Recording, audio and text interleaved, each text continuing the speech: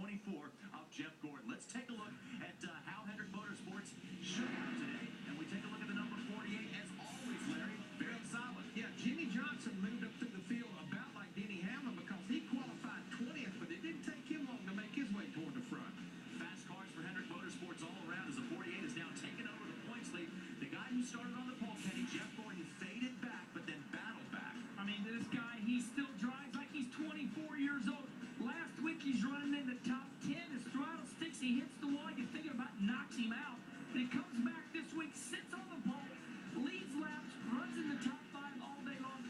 He is still incredible at this age. Not a lot of fanfare this chase around Casey Kane, but you know what, Larry? Quietly, he is getting the job done. Well, he's sitting 5th in the points, 2 top 5 finishes now, finished 3rd at Chicago, finished 5th here today.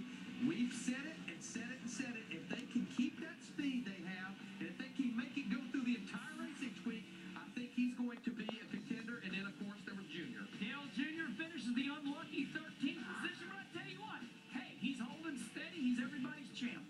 And he is still in contention for this thing because you know what? This thing still has a ways to go in this chase. 8 races left to go.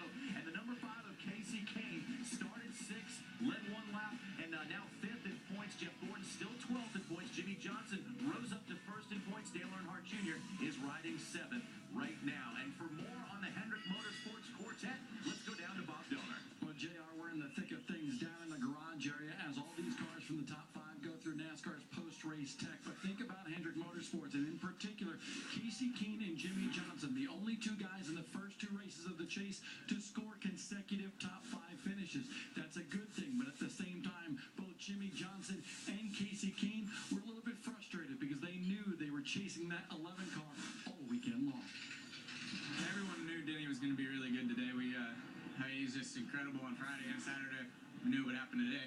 But we just battled being tight, and then when we free up, I was really loose in. So I think we were on the ground a little too hard. But we had to throw a few things at it from practice. We needed to make some adjustments for today, and we did. You guys did a great job. Kenny and Keith did a really nice job of preparing the car, and 5th was all we had. But it was still a good day for our Farmers Insurance Chevy, and the guys stepped up, did a great job on pit road again, and so things are going good. We hope to come back this time and be a little closer and a little better. I really feel like we were, and it took us a while to get the car right, but today in the race, unfortunately the second best car, but I think on our own little pedestal there is the second best car, and was able to really have a good, smart, clean race. Even starting 20th, I was able to just drive up through the field and kind of hold my own in second, and kind of hope for them to make a mistake, and they didn't. They did a stand-up job today, and second's all we could do.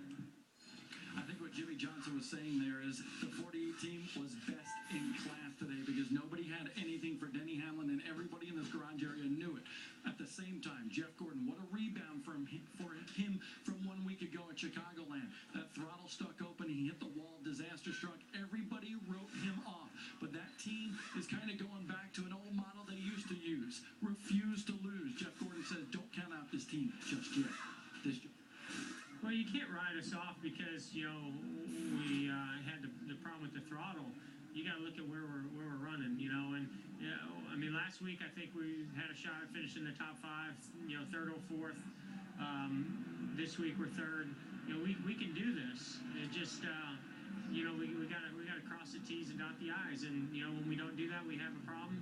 And, it's been a year where we've had to really fight for everything we get, and we've had to deal with misfortune and these hurdles, and so I think it makes us stronger, so we're going to move up in the points, and I'm confident of that. How high we can get, we'll see.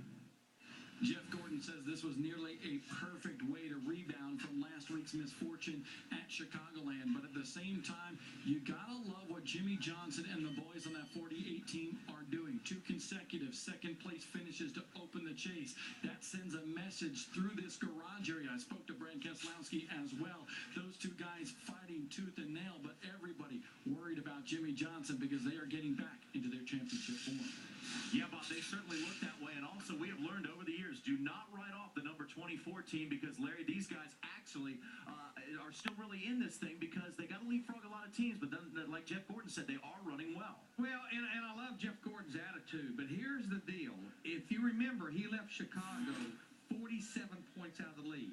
He finishes 3rd today. He's now 45 points out of the lead. Wow. He gained get a pit in my stomach when I think about Chicago, because leading up to the chase, 3 consecutive top 3 finishes. 3rd place finish today. We still have 8 races to go, but I just hope and pray when we get to Homestead Miami Speedway and we interview Jeff Gordon after that race that the main topic is not a throttle return spring bracket from Chicago. It's how far he moved his way up is probably going to be the subject of that interview, knowing the way that number 24 team has performed so far this season. Let's now take a look at our Good Sam Road